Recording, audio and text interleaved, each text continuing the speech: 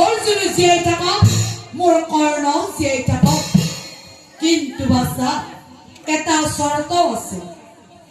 শুনা শুনা কৰ্ণ বাছা, কৰাই অংগীকাৰ, বাকী চাৰি ভাতৃক বাছা,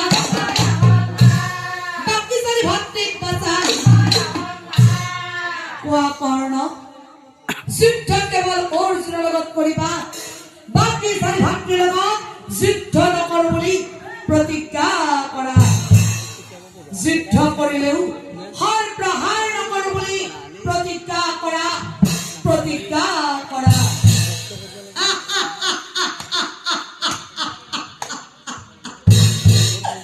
সঁচাকে সঁচাকে তুমি স্বাৰ্থপৰ মাতৃ, সঁচাকৈ স্বাৰ্থপৰ। জন্মৰ দিনাখনেই পানীত ভহাই দিলা, যুদ্ধৰ সময়ত মাতৃৰ পৰিচয় ভাতৃৰ পৰিচয় দিবলৈ আহিলা। আৰু এতিয়া ভাতৃৰ মাজত কাল সৰ্পৰ দৰে দংশন কৰিবলৈ আহিছা। মাতৃ হৈ কৰ্ণৰ দুৱাৰ মুখত প্ৰতিজ্ঞা ৰাখিছা। এই কৰ্ণৰ দুৱাৰ মুখৰ পৰা কোনেও খালী হাতে উভতি যাব পৰা নাই, তুমিও নালাগে। যোৱা, প্ৰতিজ্ঞা কৰিলো, যুদ্ধ কেৱল অৰ্জুনৰ লগত কৰিম, এক নহয় মাৰি, এক নহয় মৰি, কিন্তু বাকী চাৰি ভাতৃৰ লগত যুদ্ধ নকৰো। যুদ্ধ কৰিলেও হৰ প্ৰহাৰ নকৰো, মাতৃ হৰ প্ৰহাৰ নকৰো। যোৱা, এয়া কৰ্ণৰ প্ৰতিজ্ঞা, তুমি যোৱা। হে যোৱা মাতৃ কুন্তীয়ে প্ৰতিজ্ঞা কৰিলো মই, নিজে মৰি গলেও চাৰি ভাত নামাৰো। যুদ্ধ হব জনালা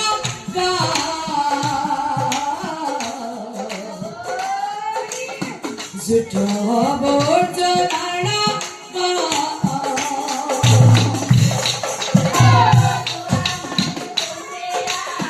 প্ৰতিজ্ঞা কৰিলো মই, চাৰি ভাত নামাৰো। যুদ্ধ হব জনালা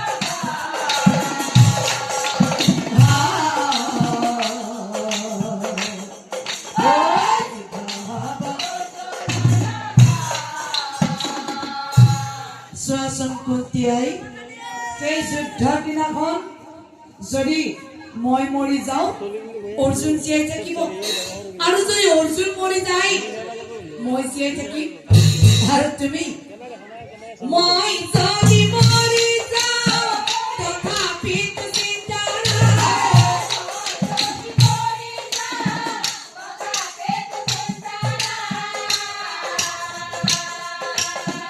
অৰ্জুন যদি মৰি যায় তথাপি কথা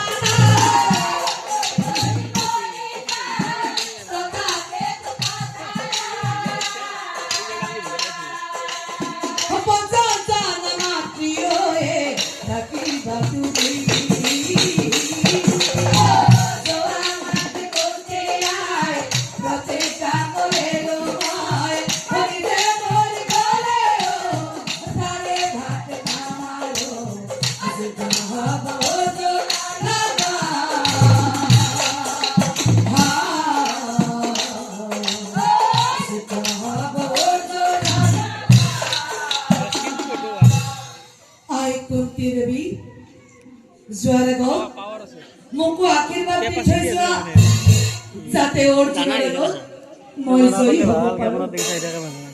হে চকুৰ পানী কৰ্ণবিলাৰ ওলাই বাজা সুৰেশৰ সেই যে যমুনা নদীৰ পাৰত মই মোৰ কৰ্ণক মাতৃৰ পৰিচয় ভাতৃৰ পৰিচয় দিলো। আৰু মোৰ কৰ্ণই কি কৰিলে মোক ক্ষমা কৰি বাচাই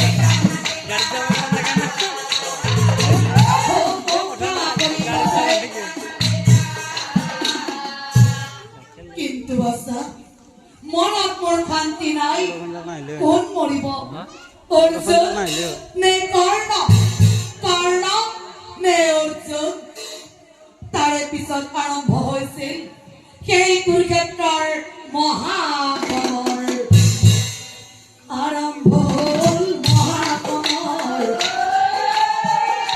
চাৰিওদিকে লাগিল হাহাকাৰ আৰম্ভ মহাকমৰ চাৰিওদিকে লাগিল হাহাকাৰ কত বীৰ পুৰুষ মৰে বেৰি ধৰি মাৰে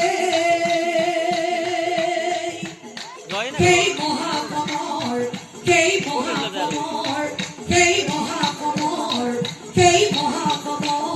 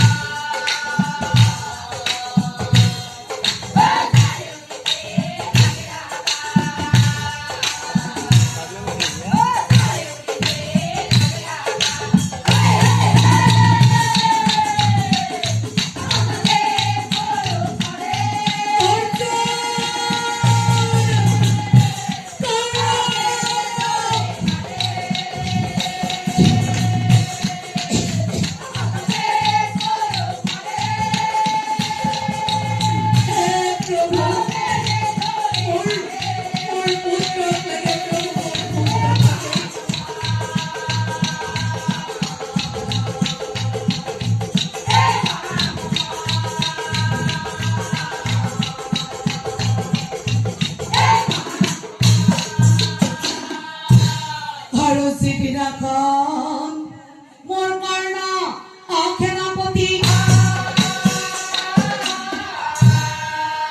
সেইদিনা পৰা সেইদিনা পৰা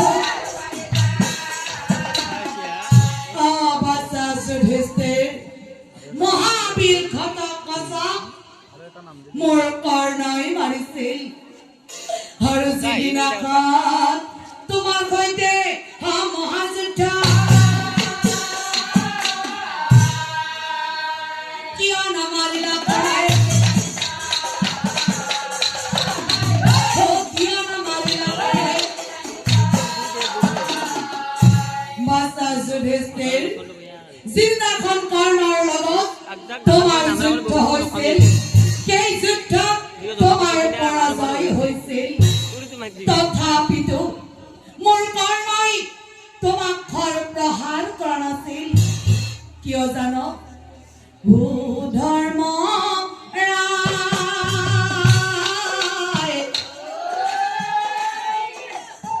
বুজিলা নে তুমি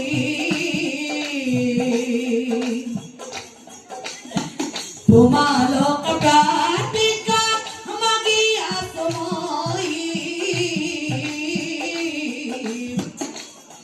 তোমালোক প্ৰাতিক মাগি আসময়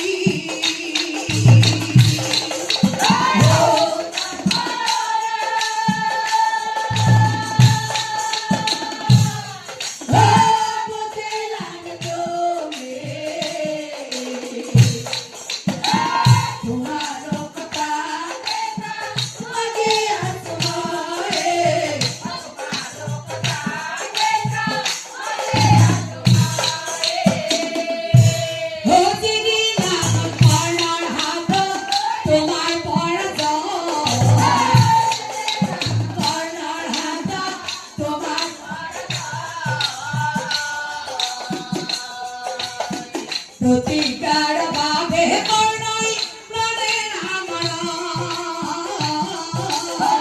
প্ৰতিকাৰ ভাবে কৰ্ণই প্ৰাণে নামৰা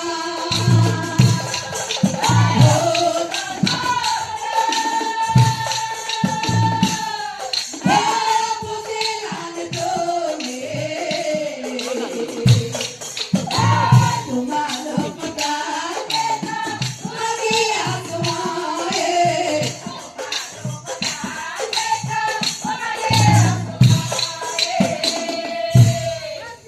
যুধিষ্ঠিৰ একৰ পৰাই মোৰ কৰ্ণই কত দুখ